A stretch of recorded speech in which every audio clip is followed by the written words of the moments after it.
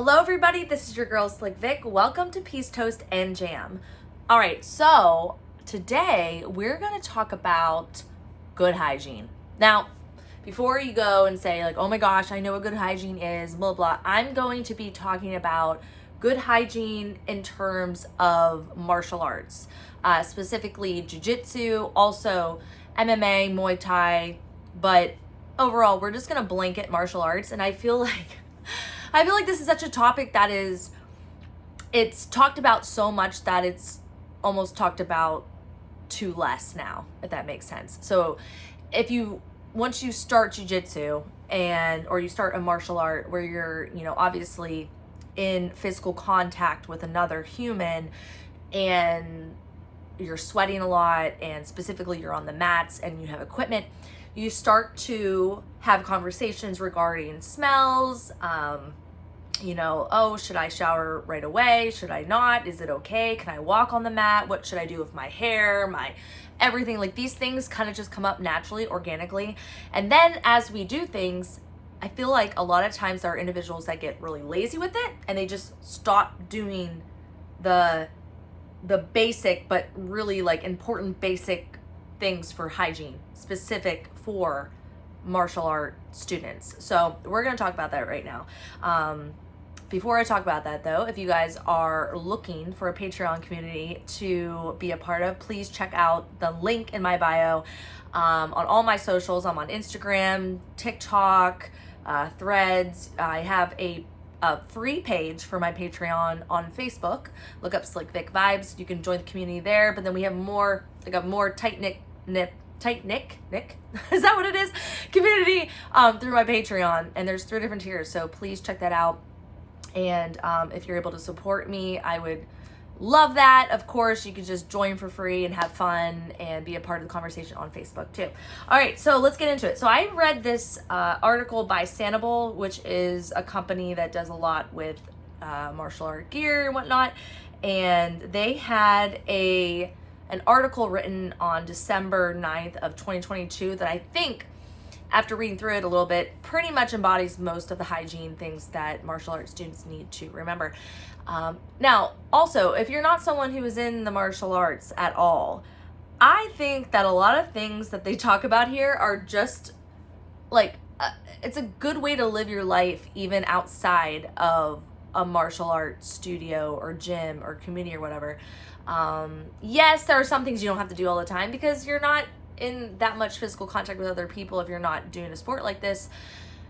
But I feel like we can take away a lot from this, and maybe for those that don't do this but are still involved in gyms, you can kind of pick up some things, leave the things that don't really apply to you, but also be like, oh, that's a good reminder. I should be aware of this, because these things can also come up in just public gyms. You know what I mean? Like the fact that you're using equipment that a lot of other people are using.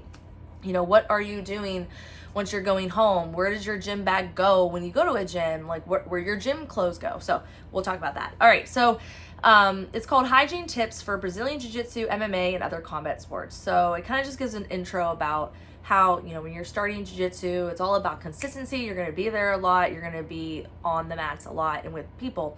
So things are going to start popping up as far as, ooh, I have this weird rash on my arm, or man, do I stink? Am I using deodorant?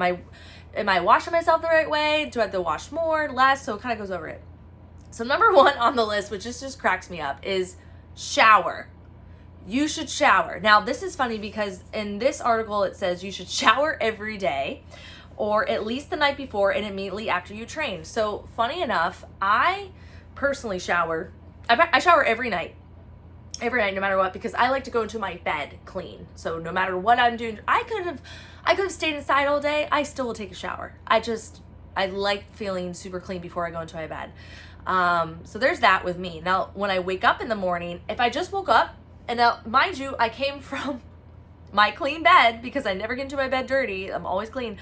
I will literally do a quick rinse in the morning before I go train, because I normally train in the morning. And for me, the reason why is because I like to, there are a couple things. In the morning, I like to feel refreshed. So like I'll put like the water on a little bit cooler. So it's more like it's waking me up. It's more refreshing. Also, being that I am a a woman who likes to shave her legs and certain areas of my body. And I'm also Italian, so I feel like I get a 5 o'clock shadow. Even if I shaved my legs last night, I will also go over with like a razor and just make sure that I'm a little bit smoother. That's just me though. That's for me. But I like to be like super de-duper clean before I go into the gym.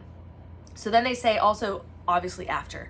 So this article is saying that you should use shampoo, soap, and anything else that you deem necessary to clean yourself from the bacteria that you picked up from the gym. So that's the big thing. People are always like, well, what's the big deal? What if you cleaned and I cleaned and we're all clean there? It's like, there's still bacteria that's going to come from other people that aren't as clean as you, or maybe their gear wasn't as clean, or maybe someone just, I don't know, missed a spot, whatever. Bacteria is like everywhere, guys. So there should be no excuse for all of like the showering things. I could never understand why people have such a big deal with showering. So there's that.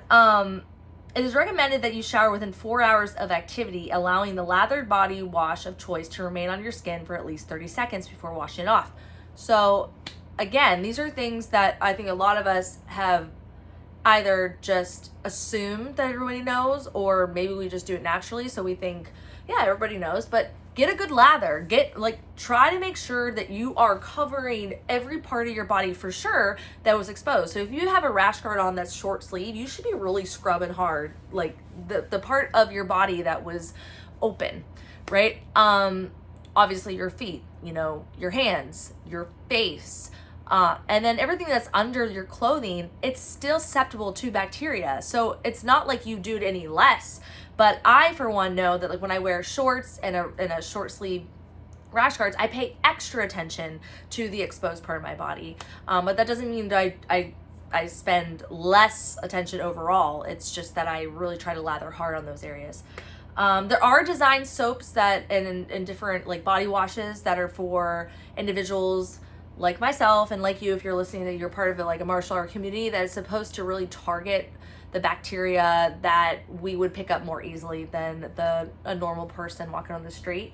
I've used Defense soap before. This article actually talks about Defense soap a little bit, or has a little link. There's also another one called Armbar soap. I don't believe I've ever used that, but I've used the Defense soap and I love it. They have like a peppermint one. It has like tea tree oil in it, I believe. Smells great. The lather's great. I get it on Amazon a lot of times. So I've also got it directly from their website. So I'm a big what's the word I'm looking for? Big fan of Defense soap.com. So that's a good place. All right. So that's like the basics, right? So number 2 is clean your equipment. Your skin isn't the only thing that picks up bacteria during training. So the clothes you wear, the equipment you use, this all picks up the bacteria because you're in contact with it. Makes sense. So try to also do your laundry as quickly as you can as well, because the longer that your laundry is just sitting in that bag festering and growing more bacteria, the worse the smell is going to be. It's going to really saturate into your clothing more.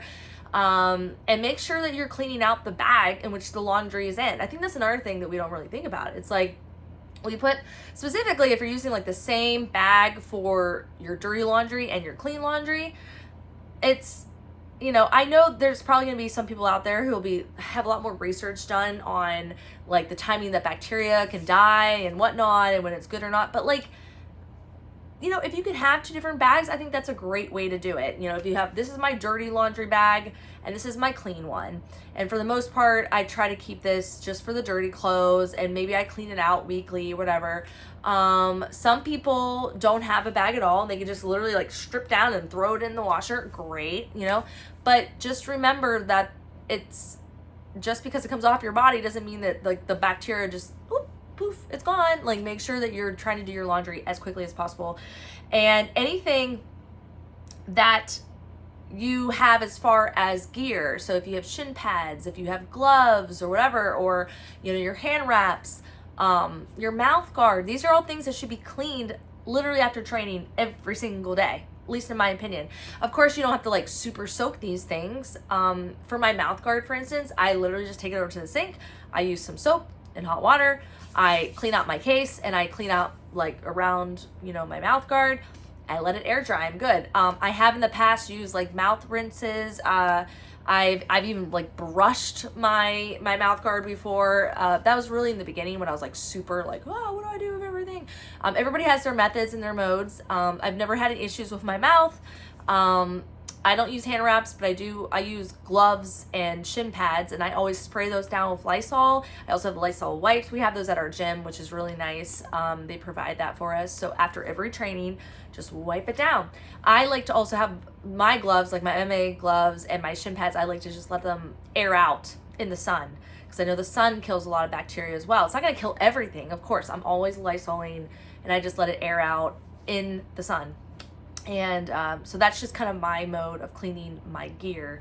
Obviously, if you are at a gym where you have a gi, if you train in the gi, I've never understood how people that train in the gi would not wash their gi after every training.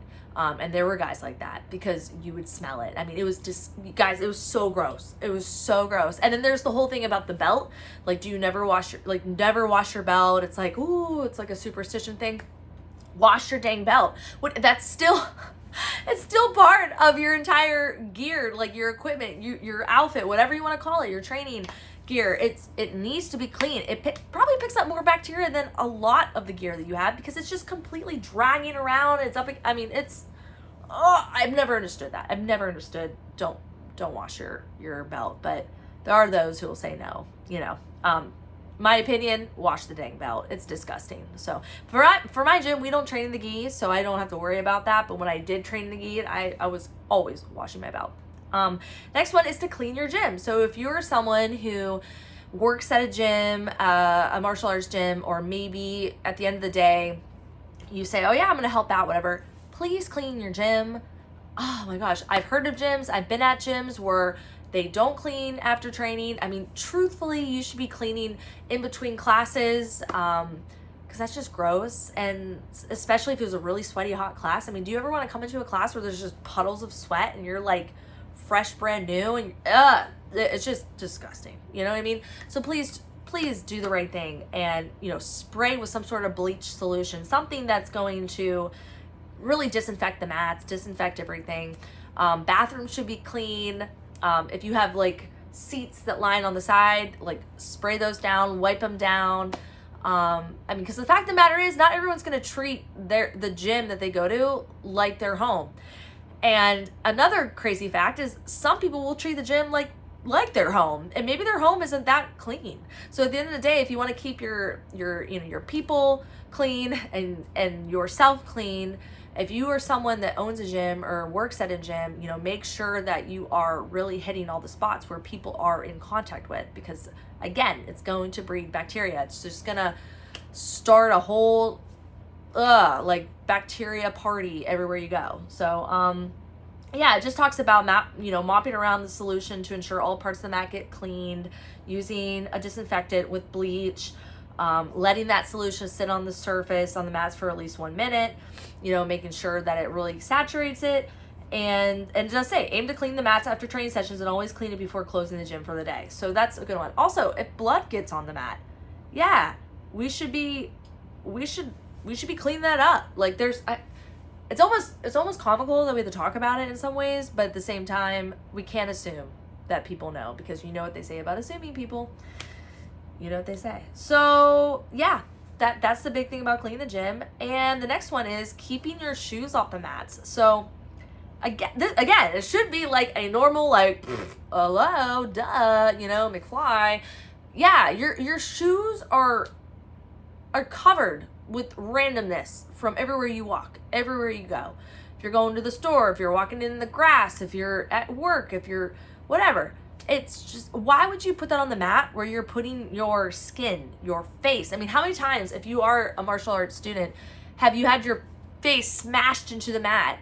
And could you imagine if you just put it right where someone else's gross dog poop shoe was at one point? I mean, it blows my mind. But let's talk about it. You know what I mean? We need to keep our shoes off the mat. That is a big thing. So, don't ever walk on the mat with shoes.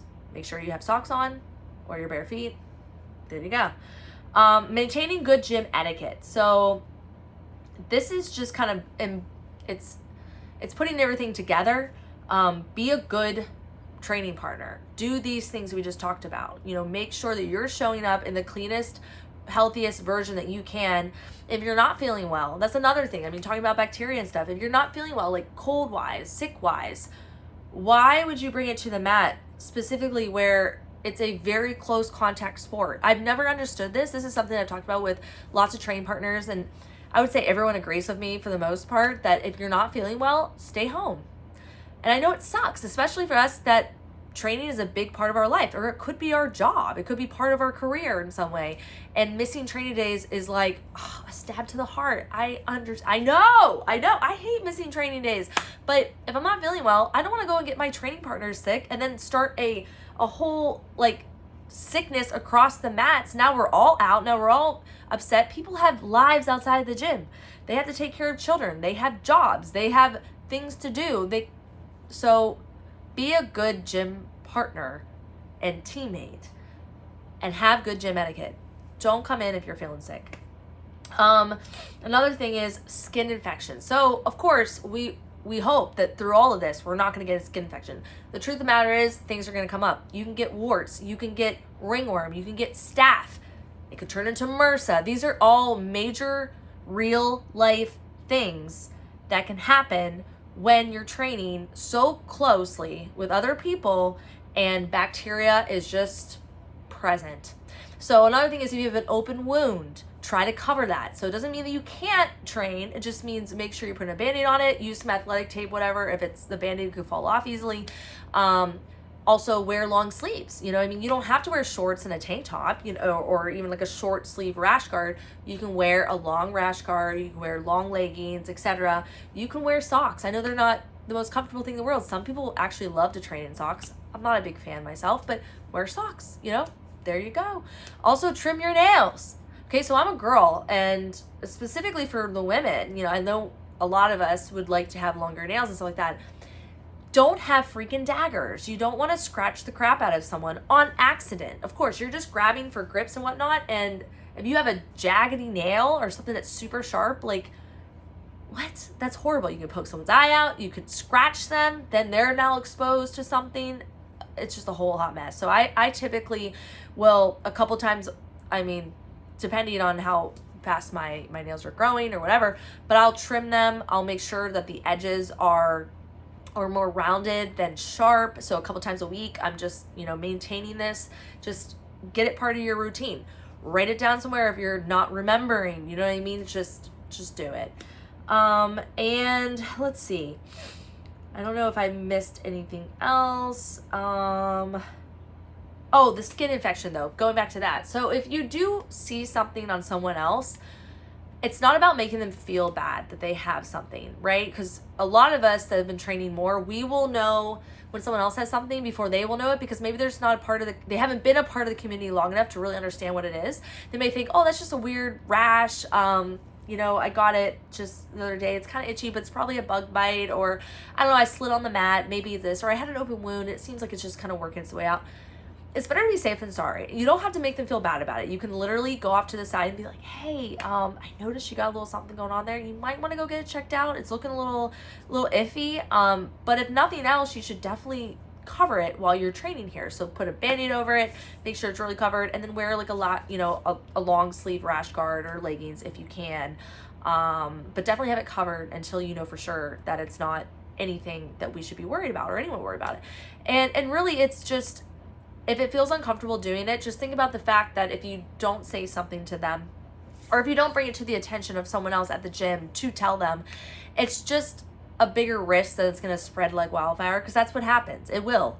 And nobody wants that. So just a little nudge in the right direction, that if you feel uncomfortable saying something like that, it's better to say something, or it's better to let someone else know that you feel, and when I say someone else, I'm typically talking about like your coach or whoever owns the gym, to address that with the person.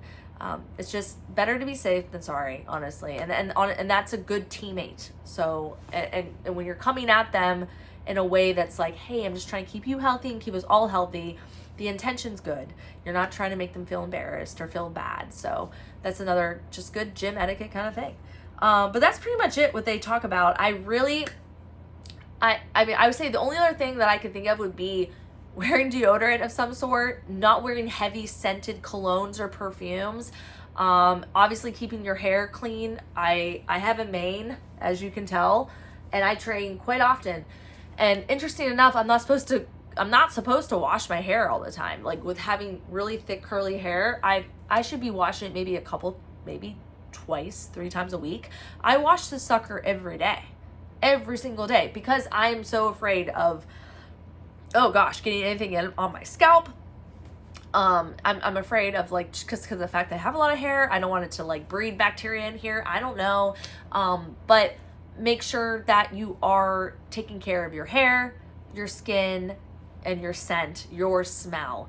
And I know a lot of people don't really like to use a lot of products that aren't holistic in some way. So sometimes that means that your body odor can be a little bit more pungent. But there's a lot of natural, different essence smells you can do to mask that. Like peppermint's a good one. I know tea tree oil is a good one. There's others, kind of like organic scents that you can buy at places to kind of combat the smells that you can get if you're not using like an antiperspirant deodorant stick or whatnot. But yeah, so those are just a couple of things that I could think of, obviously, that I'm getting from this article as well. But if you guys can think of anything else, please drop a comment below and let people know. Oh, bad breath. Sorry. That was another one I was going to think of. Obviously, this isn't like the end of all things if you have bad breath, but I personally like to chew gum while I'm in the drilling part, and then I spit it out and put my mouth guard in when I'm ready to roll, when I'm ready to go live. Not everybody enjoys this. I totally get it. You could also do like a little mint or something, or honestly, just make sure you're brushing your teeth. You know what I mean? Like just brush your teeth, floss, do all those things. So like you're not, just grossing out your partner. And I know some of us can't help a lot of things, but maybe you should be looking into your GI tract. A lot of times the reason why you have bad breath is because your gut health really sucks. So I'm not a doctor or anything like that, but just little health tips here and there. But yeah, those are all the main ones I think that I can think about right now. If I've missed anything, like I said, please drop a comment. I think these are really just good go-to things to know. And also, like I said, if you're going to like a commercial gym or a public gym, obviously you don't have all these things to think about, but for a lot of it you do. So when you're going home at night, making sure that you're not letting your sweaty, stinky clothes just sit for days. Make sure you're washing it. It'll get the stench out. It'll get the bacteria out. And if you do have some sort of gear, make sure you're wiping it down, Lysoling it, making sure that it's clean. And obviously you're not in the closest contact at those kind of gyms, but enough where you shouldn't be putting your hands on your face after you're going to a public gym. Try to think about that, wiping down your equipment, just basic things. But I know it's not always basic for everybody if you don't know. So these are the basic things, but if you've never heard of it, these are like essentials. I would say you should start to think about these things and think about how you are going through the motions yourself physically at your gyms of choice, and what are you doing to stay clean, and what are you doing to make sure other people stay clean, because it's a team effort no matter what kind of gym you're at. But with that, I'm gonna leave you guys. Hopefully that is helpful. If it was helpful, please share this. Please let people know. If you're new to the Jiu-Jitsu, MMA, martial art, Muay Thai world, welcome. Hopefully these tips will help you stay clean and keep your teammates clean as well, and your gym healthy and clean. And so I'm gonna let you all go. I hope you enjoyed this. Have a wonderful morning, a beautiful afternoon, and an excellent, exciting, fun evening whenever you listen to this. I'll talk to y'all soon. Bye.